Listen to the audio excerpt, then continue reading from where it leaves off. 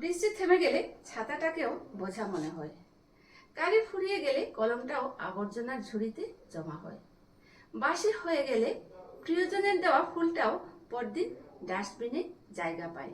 পৃথিবীর নিষ্ঠুরতম সত্য হলো, আপনার উপকারের কথা মানুষ বেশি দিন মনে রাখবে না।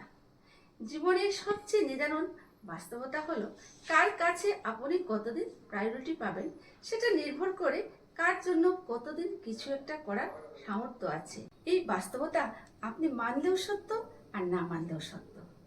আজ সকালে যে পত্রিকার দাম 10 টাকা, একদিন পর সে একই পত্রিকা 1 কেজির দাম হয় 10 টাকা।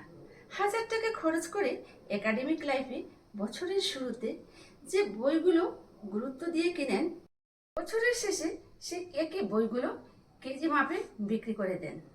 সময় ফুরিয়ে গেলে আসলে এভাবে মূল্য কমতে থাকে সবার, সব কিছুর। আমরা আপাদমস্তক স্বার্থপর প্রাণী। ভিখারিকেও 2 টাকা দেওয়ার আগে আমরা চিন্তা করি কতটুকু পূর্ণ অর্জন হবে বিনা স্বার্থে। কেউ ভিখারিকেও ভিক্ষা দেয় না। এত কিছু পরও চলুন একটু হেসে কথা বলি, রাগটাকে কমাই, অহংকারকে ডুবাই। যদি সুখী হতে চান তবে প্রত্যাশা কমান।